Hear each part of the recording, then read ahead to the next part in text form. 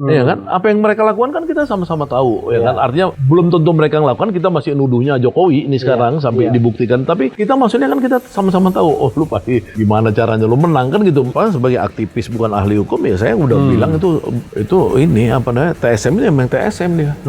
Jadi dia menang ya menang karena TSM gitu. Menang cacat moral. Dan dari awal sebenarnya kita yakin 2 putaran ya. 2 putaran. Bukan kita aja. Saya kan nggak mantau di kelompok mereka. Iya. Mereka juga survei-survei internal mereka terakhir itu 2 putaran juga.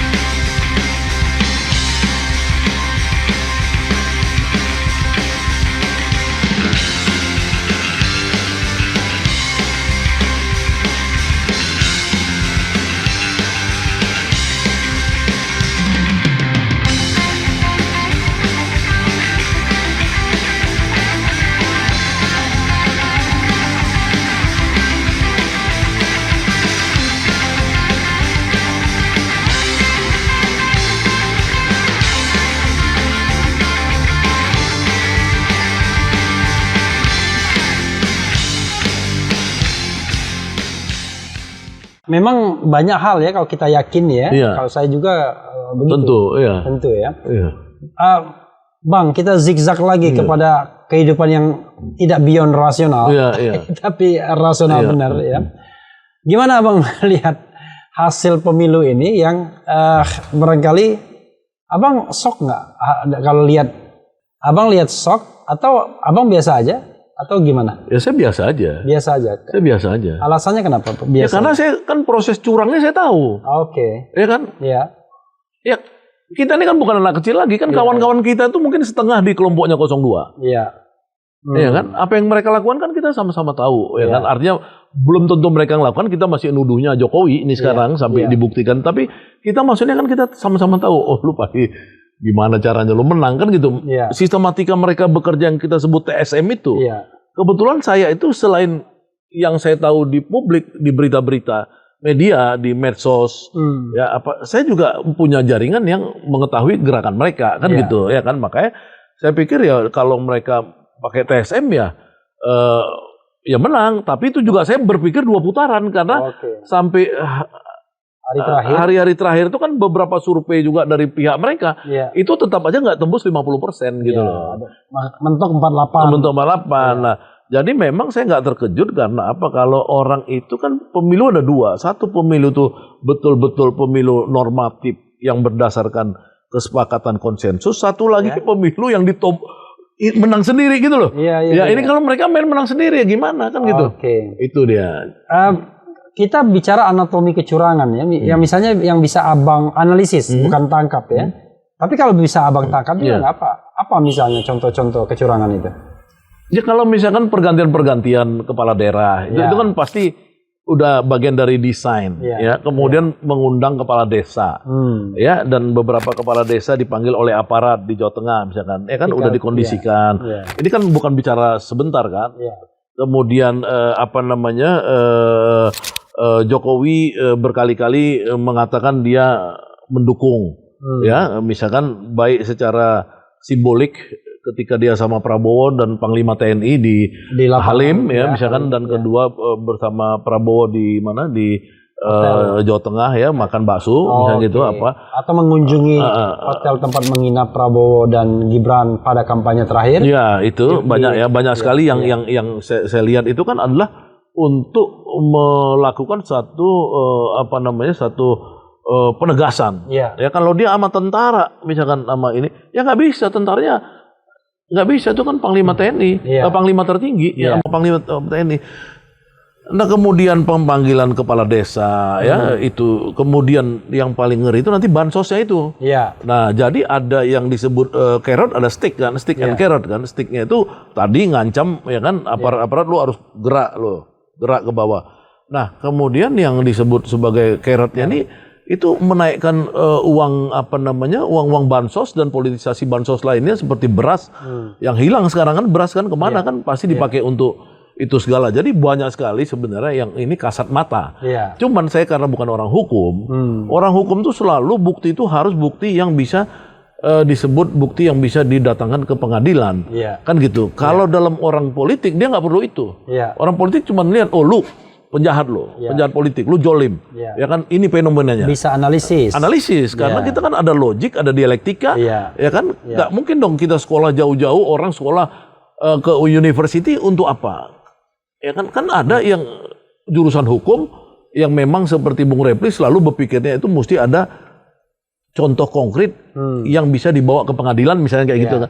Kalau orang jurusan politik dia nggak butuh itu, jurusan sosiologi nggak butuh itu karena ada ilmu namanya ilmu fenomenologi, ya kan, yang hanya melihat fenomenanya, analisa dan lain-lain. Maksud aku itu seperti itu ya. Buat saya sebagai orang yang sebagai aktivis bukan ahli hukum ya saya udah bilang itu ini TSM ini memang TSM dia. Jadi dia menang ya menang nggak ada TSM gitu, menang cacat moral. Oke, kalau gitu kita bicara begini, ini kita analisis saja ya. Kan ada pra pencoblosan, ada pencoblosan dan pasca pencoblosan. Pasti kecurangannya 3 stage itu dong. Pra, kemudian pencoblosan dan pasca pencoblosan. Tapi menurut Anda kalau kita lihat dari pencoblosan saja, menurut Anda angkanya memang segitu? Kalau kita bicara pencoblosan, saya kan menerima bahwa angka itu kan hasil dari pra pencoblosan kan, ada bansos macam-macam. Tapi menurut Anda memang angka 58% itu angka yang memang katakanlah yang memang bisa dipertanggungjawabkan? Kalau menurut saya enggak juga. Jadi itu kalau pasca kalau pra itu akan mengantarkan di sekitar 50-an. 50%, 51, 50. Tapi kemudian pasca juga main. Pasca juga main. Ya kalau enggak ya ngapain ada kita 40 tahun ya membuat IT aja seperti itu, sirekap enggak jelas ini kan sebenarnya kan untuk mengontrol agar itu di benchmark angka 58, 24 dan 17 itu di manualnya. Enggak, itu di benchmark dulu di sirekap itu supaya yang lain ini sistem yang dia kondisikan di bawah itu jangan bergerak dari situ kan gitu. Itu kan maksudnya manualnya jangan bergerak dari situ. Jangan bergerak dari situ. Itu yang disebut sebagai tadi pasca itu kan, ya kan. Kalau yang ini kan kita udah tahu yang tadinya itu bagaimana iming-iming orang dikasih 600.000 untuk untuk tambahan bansos El Nino itu. Mau dikasih di bulan Februari kan kemarin, ternyata uangnya sampai sekarang nggak ada. Ya kan, bohong lagi nih. Oh itu cuma janji doang? Janji dong, kan belum ada ditagih. Sekarang kemudian Erlangga 2 hari lalu mengatakan bahwa akan diberikan sebelum Lebaran. Oh yang katanya dirapel itu, bulan dari Januari, Februari, Maret, tapi bulan Februari katanya. Februari kan negara ini kan ada APBN-nya, nggak punya uang ya mungkin untuk menyalurkan itu karena pajak itu belum terkumpul. Yang penting janji dulu. Sama seperti 450 triliun ini makan siang belum tentu juga terrealisasi, tapi yang penting janji aja dulu. Bansos 560 triliun. Ya, masuk 470-an triliun itu naik, kalau Sri Mulyani bilang naik 20, tapi sebenarnya menurut saya naik 36. Bansos 36 triliun. Jadi bansos itu yang kata Roma Hurmuzi, kalau dimodali 560 triliun seperti itu, jangankan manusia katanya, monyet pun bisa jadi wakil presiden. Iya itu, makanya maksud saya artinya kan pertanyaan dari Bung Repli tadi, yakin nggak dia menang? Ya menang, kalau main curang ya menang. Oke, enggak maksud saya, iya kan? Memang ketika kita bicara pasca itu, sebelumnya dulu ya, memang kata Bang Sagana tadi kan bilang, bahwa angkanya itu 50-51% saja kemungkinan besar menangnya akibat dari kecurangan bansos sebelum pemilu, sebelum pencoblosan. Tapi di situ belum ada peran KPU dan sirekap ini kan. Tapi setelah pencoblosan ada peran lain lagi, sirekap macam-macam. Itulah yang kemudian mendorong pada angka 58. Iya, itu keyakinan ya. Jangan nanti jangan dipikir nanti saya nuduh kemudian dilaporin lagi gitu loh. Kita bicara analisis. Jadi analisis Anda, seandainya tidak ada peran sirekap, kalau saya kan bilang sirekap itu alat bantu, tapi bantu kecurangan. Iya betul. Kalau tidak ada alat bantu itu, Anda meyakini bahwa ya menangnya tipis saja dan masih bisa cuma mentok di 50 ke bawah. Ya kan dia menang masuk putaran kedua. Gitu loh. Dan dari awal sebenarnya kita yakin 2 putaran ya. 2 putaran. Bukan kita aja. Saya kan nggak mantau di kelompok mereka. Mereka juga survei-survei internal mereka terakhir itu 2 putaran juga. Artinya yang barangkali kita lalai adalah mereka semua mantau 2 putaran karena mereka tahu bahwa mereka mentok di 48 misalnya, gitu ya. Maka terjadi brutality Iya. untuk mendongkrak dan tidak tanggung-tanggung dongkraknya 10% ke depan. Iya. Gitu. Sekarang kan misalnya orang mau menang dengan quick count. Iya. Quick count itu jam berapa? Iya kan, di mana yang sudah ada selesai sebanyak, katakanlah quick count itu dari 2000 sampel itu. Ya, yang dia itu udah muncul 50% di mana? Apa di Papua, apa di Ambon, apa di Aceh atau di apa? Kan kita kan ada perbedaan waktu sampai 2-3 jam antara Aceh dan ini. Nah, kalau dia misalkan melakukan penyebaran sampel 2000 misalkan Kompas 2000, kemana dia nyebarnya? Ya kan? Belum lagi inputnya, siapa yang mengendalikan input? Iya, makanya itu kalau TPS-nya dia bisa buka tuh, ya bisa buka bahwa dia betul dapat dari Aceh, dapat dari Padang, dapat top juga dong. Tapi di mana TPS-nya? Kita nggak tahu. Ini kan semua quick count ini kan nggak jelas. Iya kan? Mau klaim-klaim aja. Pada saat bersamaan ketika Kompas melakukan survei ulang ya tentang kepuasan masyarakat, ini quick count survei sama. Orang jangan yang nggak ngerti bisa bingung. Setiap yang namanya bukan sensus, bukan populasi, itu namanya survei. Survei itu kan ngambil fraksi kecil, ya fraksi kecil seperti 2000 TPS yang diambil Kompas. Ya, nah Kompas kemudian melakukan survei lagi. Ternyata 62,2% pengen hak angket. Pengen hak angket, artinya 62,5%. itu nggak usah ada penjelasan apa, semua orang tahu bahwa itu kontradiksi antara yang tanggal 14 Februari dengan yang kemarin itu, yang Kompas seminggu lalu itu kontradiksi. Sama-sama survei. Sama-sama survei. Jadi memang luar biasa ya. Begini, yang saya agak curious itu ya, kan ada quick count, ada yang terindikasi memang katakanlah quick count yang dibayar oleh 02. Iya. Tapi ada juga quick count yang kayaknya affiliated ke 03 dan 01. Iya. Saya nggak mau nyebut namanya ya. Kenapa hasilnya tetap sama? Ya, kan yang mengendalikan TPS itu siapa? Ya.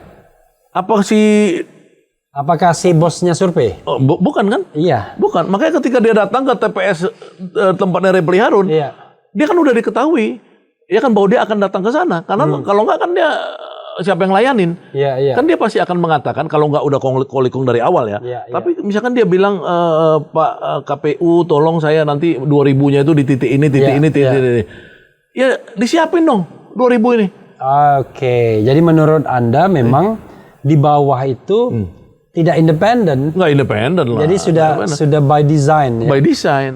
Jadi makanya saya bilang kalau nggak quick count-nya itu lucu. Jadi gini ya, kalau di Amerika, Bung Repli kan di Amerika itu cuma 9 negara bagian yang itu kelar pada malam hari, pada sore lah jam 8 gitu. Selisihnya tuh bisa ada yang berhari-hari juga. Iya. Gitu. Dan di sana tentu nggak ada quick count ya kan, karena di sana tuh metodenya kan kombinasi antara mailing ya sistem di email aja, jadi udah masuk langsung tabulasinya, kedua cepat dia ininya kan proses teknologi, karena bukan karena anak ITB yang buat si Gusti Ayu itu kalah pintar dari yang buat IT di Amerika, bukan. Bukan, kita udah 40 tahun juga ini waktu saya masuk ITB kita 40 tahun kan ke sekarang belajar IT, belajar itu buat kayak gitu tuh nggak susah. Ya, cuman artinya manusia kita ini karena manusia kardus ya kita diberkahi teknologi, bukan kita memperbaiki tapi untuk alat kecurangan. Jadi kan memang ini nggak ada berkahnya bangsa ini gitu loh. Oke. Jadi ada teori yang mengatakan begini. Ini angka sudah di set up dulu. Lalu quick count melegitimasi. Iya. Setelah dapat legitimasi quick count, maka ada selebrasi kan? Iya dong. Setelah itu, yang Sirekap yang berevolusi persentasenya itu dari 2%, 5% sampai mungkin sekarang lebih dari 70%, 80%. Tapi tidak pernah berubah formasinya. Tetap aja 50-an, 56, 57, 58%, yang 01 sekian persen, yang 0,3 belasan persen. Apa yang bisa disimpulkan dari sekuen atau proses ini? Ya pertama pernyataan si Idam anggota KPU itu, Idam Holik itu bahwa ada kesalahan dari sistem IT itu. Saya pernah membaca 154.541 itu kira-kira seminggu yang lalu. Ya, menurut saya itu bohong lah. Oke. Nggak ada itu nggak ada susah. Zaman sekarang kita di Google, ya kita bisa cari wajah Reply Harun, masukin ke Google, langsung keluar tuh siapa dia. Ya kan kita pengenalan wajah, bukan hanya nama Reply Harun, Google search keluar tuh. Reply Harun, belum lagi AI, artificial intelligence sekarang. Ya, masa kita buat IT gitu kita dibilang ada optikalnya itu nggak bisa baca, nggak benar lah, nggak ada. Kalau menurut saya ini soal IT ini, ya ini bukan soal teknologinya. Ini soal IT ini soal orang itu, bangsa ini mau menggunakan IT itu, menggunakan keberkahan teknologi ini untuk kebaikan atau untuk keburukan. Inilah refleksi kita di bulan Ramadan ini menurut saya penting. Kalau kita memang mau mengembangkan teknologi IT tapi untuk kecurangan, ya ngapain gitu loh. Ya kan? Ya.